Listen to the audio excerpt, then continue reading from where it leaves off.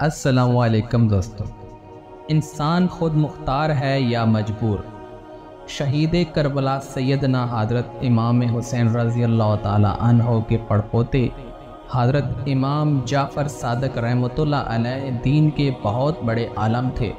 ایک دفعہ کوئی شخص ان کی خدمت میں حاضر ہوا اور ان سے کہا، یا حضرت، انسان خود مختار ہے یا مجبور؟ کیا اس زندگی میں وہ سب کچھ اپنی کوشش سے کر سکتا ہے یا سب کچھ اللہ ہی کے قبضے میں ہے؟ امام صاحب نے اس سے فرمایا، کھڑے ہو جاؤ۔ وہ کھڑا ہو گیا۔ آپ نے فرمایا، اپنا ایک پاؤں اوپر اٹھا لو۔ اس نے اٹھا لیا۔ پھر فرمایا، دوسرا پاؤں بھی اٹھاؤ۔ اس نے عرض کیا، دوسرا پاؤں تو میں اس صورت میں اٹھا سکتا ہوں جب پہلا اٹھا ہوا پاؤں زمین پر ٹکا دوں۔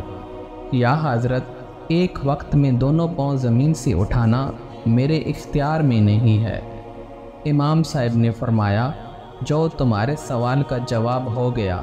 تم اپنے اختیار سے کھڑے ہو گئے، پھر اپنے اختیار سے اپنا ایک پاؤں اٹھایا، بس یہاں تمہارے اختیار کی حد ختم ہو گئی۔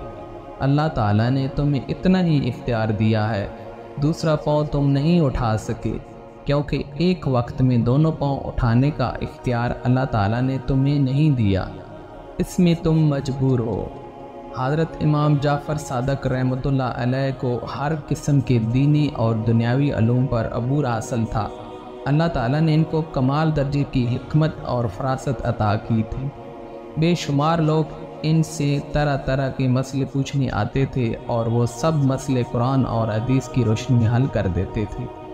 امام اعظم حضرت ابو حنیفہ رحمۃ اللہ علیہ جیسے علم کے سمندر نے بھی امام جعفر صادق رحمۃ اللہ علیہ سے کچھ عرصہ علم حاصل کیا تھا۔ امام جعفر صادق رحمۃ اللہ علیہ نیک پرہیزگار، عبادت گزار، سخی اور خوش اخلاق تھے۔ ان کی پاکیزہ زندگی کو دیکھ کر لوگ دل و جان سے ان کی عزت کرتے تھے۔